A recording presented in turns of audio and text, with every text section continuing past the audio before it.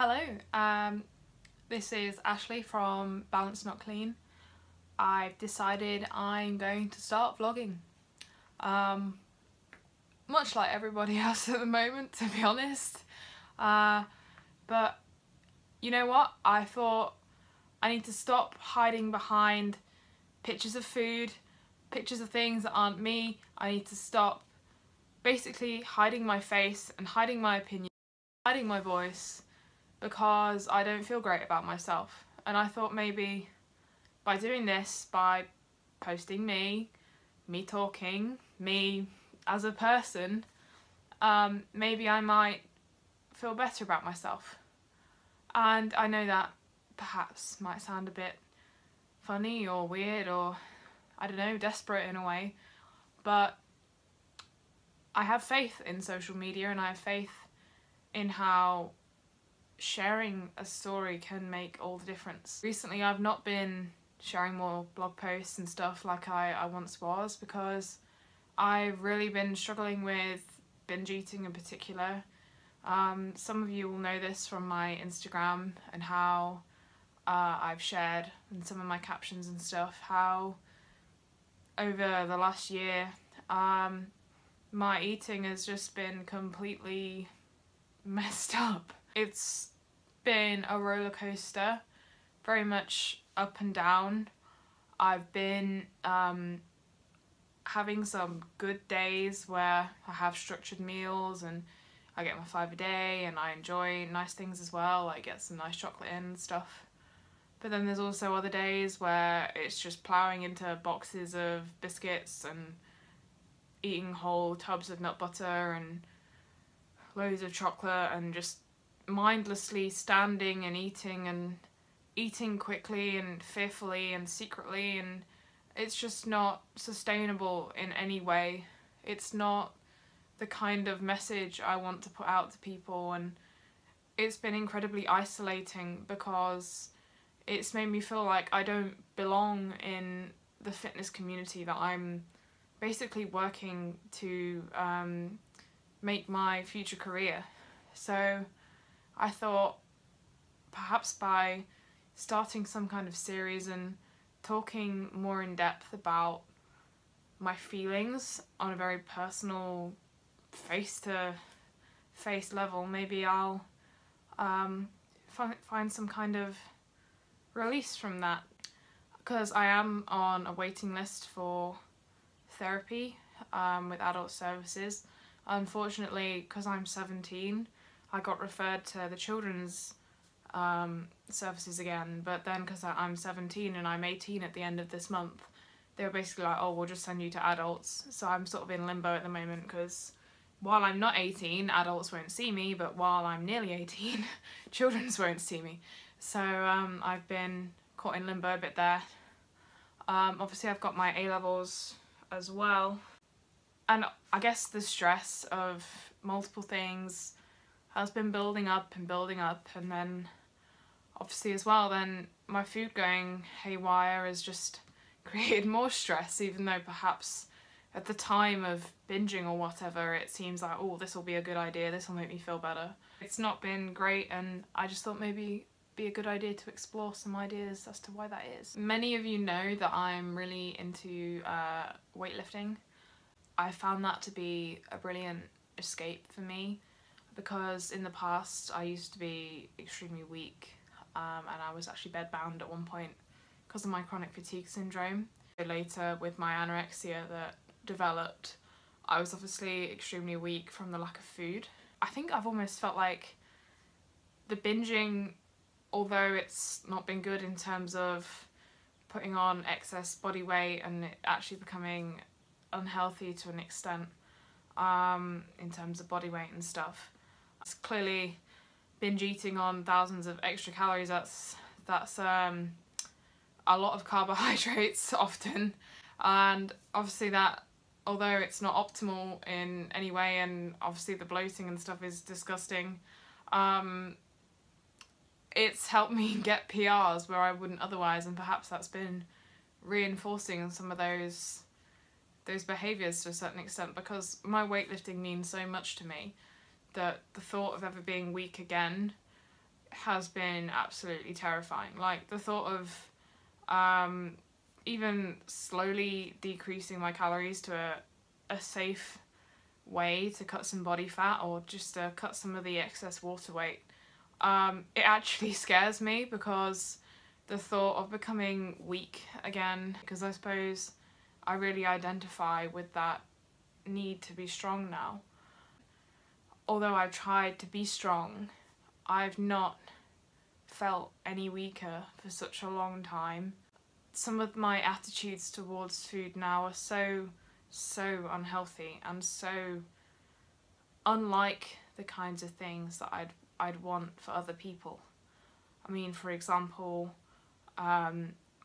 if I've overeaten, I have also previously fallen into the trap before of then restricting massively afterwards, and that obviously creates a cycle of overeating and then undereating and then overeating because you've undereaten, and then, you know, it continues like that, and it's really unhelpful. But then of course there's this whole worry that if I don't look a certain way, I end up beating myself up, and my self-esteem tends to fall because I'm not very confident about how I look. Actually doing a video post is unheard of for me, really, especially with my face on show. I mean, I have been doing more videos of me weightlifting, and I have been uploading them to my Instagram lately, and I've been thinking that that's helped me somewhat, but I still have had problems with how I feel I look and stuff, and I have been noticing that I've been body checking and stuff that I'd stopped doing. And it's only recently that I really realised how disordered I've become again. And that's partly why I feel like having this raw honesty through a video is so important for me. Because there's only so much that written words can express. And I guess this is me asking for help on a certain level. Because honestly, I've reached stages lately where I've been at absolute rock bottom, because I've felt so out of control, not just with food, just with life in general, that I felt like I was imploding a lot of the time, and I just didn't know how to cope. I think for me, my binge eating in particular is very much a distraction. Eating beyond fullness isn't a thing you do for physical pleasure.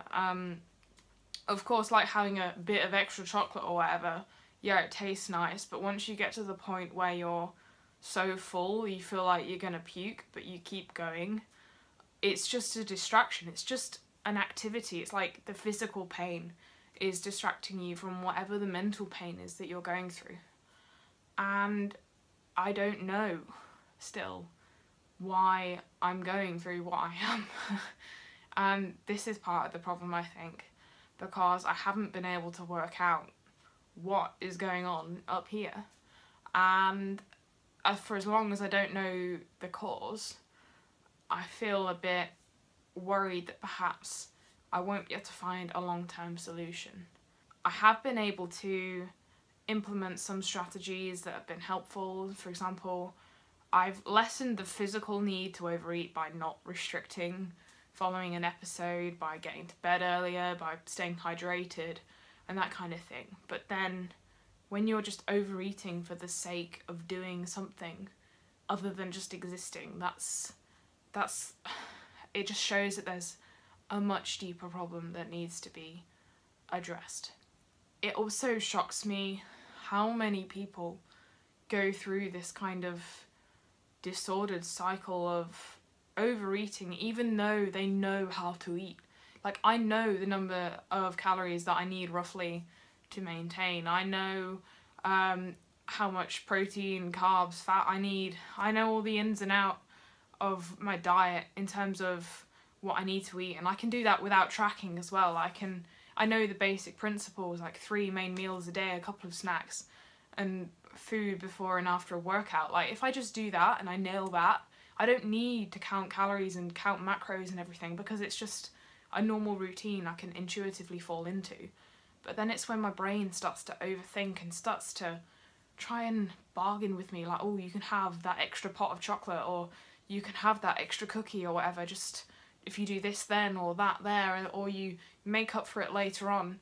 It all becomes a sort of bargaining tool, and it becomes like a giant equation where you're trying to balance each side of it, and it's just hilarious because my whole blog, Balanced Not Clean, it started with the trying to emphasize the importance of a balanced diet, saying that there's no particular food that's better or worse, or it's just more of a holistic picture of having a decent diet. And for a long time I did have a decent diet, and then it all just went to pot.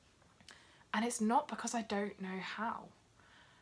It's more perhaps that I know how, yet my brain, there's something blocking the implementation, or there's something where the implementation of a proper diet isn't fixing the deeper problems in my mind at the moment. And I need to work out what those deeper problems are. I know to a certain extent that my self-esteem is particularly low. I do get extreme bouts of anxiety. For example, whenever I start to fear for the future, it could even just be like a couple of hours down the line, like unsure of what I'm going to be doing in an afternoon, and I sort of automatically default to eating. It's like it's my safe activity. It's like my anxiety distraction is to overeat, but then the overeating then causes added anxiety because it's taking me away from the person I want to be and the person I want to present myself as. So it's all a kind of intertwined mishmash of different mental events coinciding with physical responses that then end up triggering more mental events. And I suppose that's like any kind of addiction, because it is an addiction, because I do fall back on it, and I also find myself getting withdrawal symptoms. If I haven't binged in a while, suddenly it all comes flooding back as like this psychological addiction to it, that I need it and I need to do it, even though I know I don't. But yeah, I'm not entirely sure where I want this series to go, but I am proud of myself for just sitting down on this sofa, staring at my camera and talking, to be honest, because otherwise I think I would be still stuck in my brain with all of this stuff I've just talked about just whizzing around my brain at 100 miles an hour, and I wouldn't have told anyone. If anything, this series is going to be about exploring the emotional solutions to my different problems and things like that that have cropped up, because physically and practically my life is good but emotionally I need to iron out the kinks that I've got in my brain, and then hopefully we'll find a point where I can capitalise upon the physical opportunities and things that present themselves in my life without being impeded by my emotional upsets and obstacles that I seem to put in place myself. If any of you have any particular topics that you'd like me to cover or discuss sort of generally, I'm open to talk about anything, particular things that I want to discuss in the near future, things like sexuality, bullying, clothes shopping, body checking, fitness, and obviously the impact of the things like social media and the expectations that we can have for ourselves, and academia and all that kind of stuff. So if any of you have any particular topics you'd like me to cover in relation to my binge eating or perhaps eating disorders as a whole, I'm open to that. Obviously this isn't so much a how to recover guide as much as a this is how I'm planning on recovering guide, because I'm not recovered from this.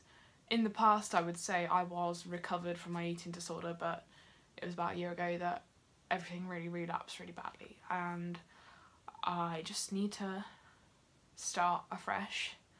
I need to accept that this is me now, and I need to make the best of who I am and what I can do, so that I don't get caught in a cycle of disorder for the rest of my life, because I don't want that, and nobody wants that, and I have no plans to stay disordered forever. I'm gonna beat this, and I want to share me beating it.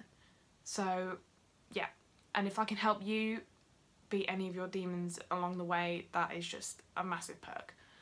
So I'm gonna leave it here for now. I hope my rambling has been somewhat interesting. I certainly feel better for having talked about these things, and I hope you all have a good rest of your day.